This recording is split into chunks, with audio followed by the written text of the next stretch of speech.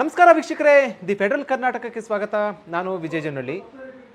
ಕಾಂಗ್ರೆಸ್ನಲ್ಲಿ ಮೇ 4ರ ನಂತರ ನಡೆಯುವಂತಹ ಸಂಚಲನ ಮತ್ತು ಮಹಾ ಬೆಳವಣಿಗೆಯ ಸಂಬಂಧಪಟ್ಟಂತೆ ಒಂದು ಇಂಟ್ರೆಸ್ಟಿಂಗ್ ಸ್ಟೋರಿಯನ್ನು ನಾನು ನಿಮ್ಮ ಮುಂದೆ ಹೇಳ್ತಾ ಹೋಗ್ತೀನಿ. ಇದು ಶಾಸಕರ 2ನೇ ಹಂತದ ದೆಹಲಿಯ ಭೇಟಿಯ ದೊಡ್ಡ ಕುತೂಹಲಕರ ವಿಚಾರ. ಈಗಾಗಲೇ ಕಾಂಗ್ರೆಸ್ನಲ್ಲಿ ಸಾಕಷ್ಟು ಬೆಳವಣಿಗೆಗಳು ನಡೀತಾ ಇರುವಂಥದ್ದು.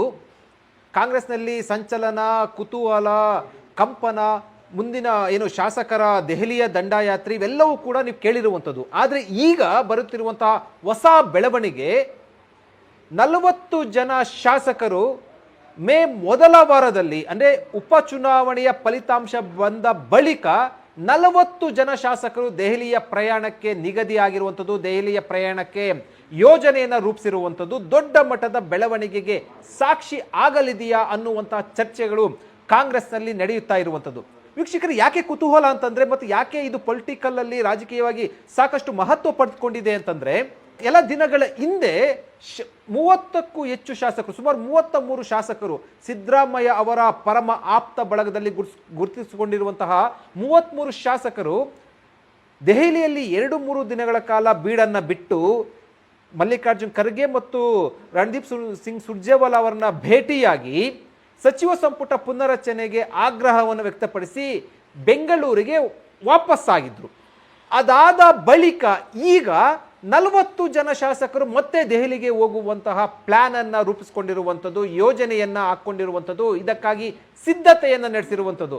1 ವಾರ 15 ದಿವಸಗಳ ಒಳಗೆ ಮತ್ತೆ 40 ಜನ ಶಾಸಕರು ದೆಹಲಿಗೆ ಹೋಗ್ತಾ ಇರುವಂಥದ್ದು ಸುಲಭದ ವಿಚಾರ ಅಲ್ಲ, ಅಂದ್ರೆ ಸಾಮಾನ್ಯ ವಿಚಾರ ಅಲ್ಲ. ದೊಡ್ಡ ಮಟ್ಟದ ಬೆಳವಣಿಗೆಗೆ ಸಾಕ್ಷಿ ಆಗಲಿದೆಯಾ ಅನ್ನುವಂತಹ ಚರ್ಚೆಗಳು ಶುರುವಾಗಿರುವಂಥದ್ದು. ಯಾಕೆ ಅಂತಂದ್ರೆ ವೀಕ್ಷಕರೇ, ಮೇ 4ರ ಫಲಿತಾಂಶ ಅಂದ್ರೆ ಉಪಚುನಾವಣೆಯ ಫಲಿತಾಂಶ ಬರುತ್ತೆ, ಅದೇ ರೀತಿ ಪಂಚರಾಜ್ಯಗಳ ಫಲಿತಾಂಶ ಬರುತ್ತೆ. ಅದಾದ ಬಳಿಕ ನಾಯಕತ್ವ ಬದಲಾವಣೆ ಸಂಬಂಧಪಟ್ಟಂತೆ ಹೈಕಮಾಂಡ್ ಏನೋ ಒಂದು ತೀರ್ಮಾನ ತೆಗೆದುಕೊಳ್ಳುತ್ತೆ.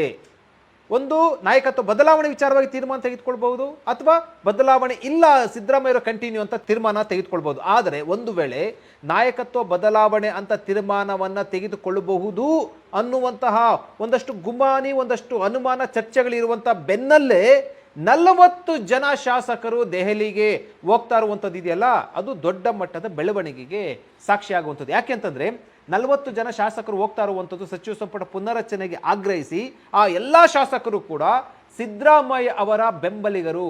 ಒಂದು ಊಹೆ ಮಾಡ್ಕೊಳ್ಳಿ ವೀಕ್ಷಕರೇ, ಒಂದು ವೇಳೆ ನಾಯಕತ್ವ ಬದಲಾವಣೆ ಸಂಬಂಧಪಟ್ಟಂತೆ ಚರ್ಚೆ ಹಂತದಲ್ಲಿ ಇರುವಂತಹ ಸಂದರ್ಭದಲ್ಲಿ ಹೈಕಮಾಂಡ್ ಅಂದ್ರೆ ಮೇ 4ರ ನಂತರ ಏನ್ ಬೇಕಾದ್ರೂ ತೀರ್ಮಾನವನ್ನು ತೆಗೆದುಕೊಳ್ಬಹುದು. ಒಂದು ವೇಳೆ ಆ ರೀತಿ ನಾಯಕತ್ವ ಬದಲಾವಣೆ ಮಾಡಬೇಕು ಅನ್ನುವಂಥ ಚರ್ಚೆ ಮನಸ್ಥಿತಿಯಲ್ಲಿ ಇದ್ದಂಥ ಸಂದರ್ಭದಲ್ಲಿ ಈ 40 ಜನ ಶಾಸಕರು ದೆಹಲಿಯಲ್ಲಿ ಕುಳಿತುಕೊಂಡು ಸಚಿವ ಸಂಪುಟ ಪುನರಚನೆಗೆ ಆಗ್ರಹವನ್ನು ವ್ಯಕ್ತಪಡಿಸಿದ್ರೆ ಹೈಕಮಾಂಡ್ ಮನಸ್ಥಿತಿ ಪರಿಸ್ಥಿತಿ ಏನಾಗಬಹುದು?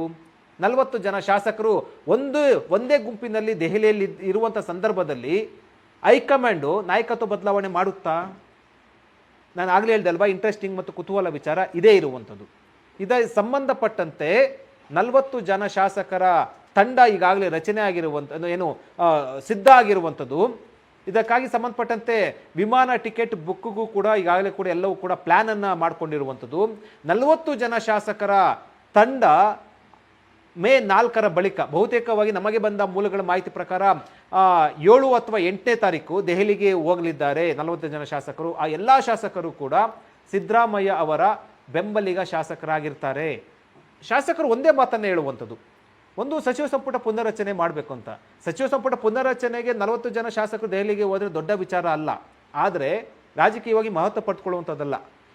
ಆದರೆ ರಾಜಕೀಯವಾಗಿ ಯಾಕೆ ಮಹತ್ವ ಪಡ್ಕೊಳ್ಳುತ್ತೆ ಅಂತಂದರೆ, ಒಂದು ವೇಳೆ ನಾಯಕತ್ವ ಬದಲಾವಣೆ ಸಂಬಂಧಪಟ್ಟಂತೆ ಹೈಕಮಾಂಡ್ ಮನಸ್ಸಲ್ಲಿ ಏನಾದರೂ ಕೂಡ ಇದ್ದರೆ 40 ಜನ ಶಾಸಕರು ದೆಹಲಿಯಲ್ಲಿ ಬಿಟ್ಟರೆ ಸಿದ್ದರಾಮಯ್ಯ ಬೆಂಬಲಿಗ ಶಾಸಕರು ಈ 40 ಜನ ಶಾಸಕರ ತಂಡ ನನ್ನ ಜೊತೆ ಇದೆ ಅನ್ನುವಂಥದ್ದು ಒಂದು ಸಂದೇಶ ರವಾನೆ ಮಾಡುವಂತಹ ಒಂದು ತಂತ್ರಗಾರಿಕೆ. ಇದಕ್ಕೆ ಪೂರಕವಾಗಿ ವೀಕ್ಷಕರೇ, ಸಿದ್ದರಾಮಯ್ಯ ಪರಮಾಪ್ತ ಸಚಿವರಾದಂತಹ ಸತೀಶ್ ಜಾರಕಿಹೊಳಿ ಮತ್ತು ಎಚ್.ಸಿ. ಮಹದೇವಪ್ಪ ಅವರು ಈಗಾಗಲೇ ದೆಹಲಿಯಲ್ಲಿ ಬೀಡನ್ನು ಬಿಟ್ಟಿರುವಂಥದ್ದು. ಈ ಎಲ್ಲ ಬೆಳವಣಿಗೆ ಹಿನ್ನೆಲೆಯಲ್ಲಿ ಸಿದ್ದರಾಮಯ್ಯ ಅವರ ಆಟ, ರಣತಂತ್ರ ಈಗ ಶುರುವಾಗಿರುವಂಥದ್ದು.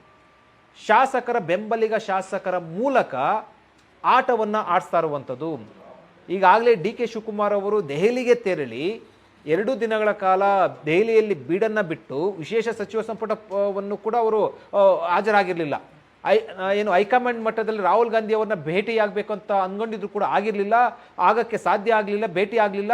ಮಲ್ಲಿಕಾರ್ಜುನ್ ಖರ್ಗೆ ಅವರನ್ನು ಭೇಟಿಯಾಗಿ ನೀವೇನು ಮಾಡ್ತೀರೋ ಗೊತ್ತಿಲ್ಲ, ಒಂದು ತೀರ್ಮಾನವನ್ನು ಹೇಳಿ, ನಾಯಕತ್ವ ಬದಲಾವಣೆ ಮಾಡ್ತಿರೋ ಇಲ್ವೋ, ನನಗೆ ಸಿ ಎಂ ಪಟ್ಟ ಕೊಡ್ತಿರೋ ಇಲ್ವೋ ಅನ್ನುವಂಥ ತೀರ್ಮಾನವನ್ನು ಹೇಳಿ ಅಂತ ನೇರವಾಗಿ ಖಡಕ್ ಸಂದೇಶವನ್ನು ರವಾನೆ ಮಾಡಿ ಡಿ ಕೆ ಶಿವಕುಮಾರ್ ಅವರು ವಾಪಸ್ ಆಗಿರುವಂಥದ್ದು.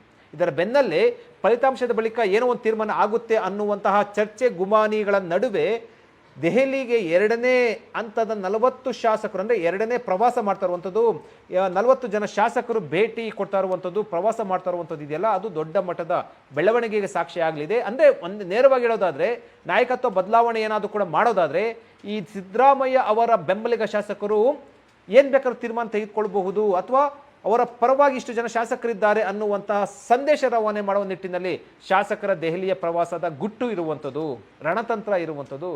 ವೀಕ್ಷಕರೇ, ಒಂದಂತೂ ಸತ್ಯ, ಹಿಂದೆ ಶಾಸಕರು 30 ಜನ ಹೋಗ್ತಾರೆ ಇಲ್ಲೋ ಅಂತ ಚರ್ಚೆ ಇತ್ತು. ಆದರೆ ಶಾಸಕರು, ಸಿದ್ದರಾಮಯ್ಯ ಬೆಂಬಲಿಗ ಶಾಸಕರು 33 ಜನ ದೆಹಲಿಗೆ ಹೋಗಿ ವಾಪಸ್ಸಾಗಿದ್ರು. ಈಗ 40 ಜನ ಶಾಸಕರ ತಂಡ ರೆಡಿಯಾಗಿರುವಂಥದ್ದು. ಮೇ 4ರ ಬಳಿಕ ರಾಜ್ಯ ಕಾಂಗ್ರೆಸ್ನಲ್ಲಿ ಮಹತ್ತರವಾದಂಥ ಬೆಳವಣಿಗೆಗಳು, ರಾಜಕೀಯವಾಗಿ ಒಂದಷ್ಟು ಮಹತ್ತರವಾದಂಥ ಬೆಳವಣಿಗೆಗಳಿಗೆ ಸಾಕ್ಷಿಯಾಗುವಂಥ ಸಾಧ್ಯತೆ ಇರುವಂಥದ್ದು. ವೀಕ್ಷಕರೇ,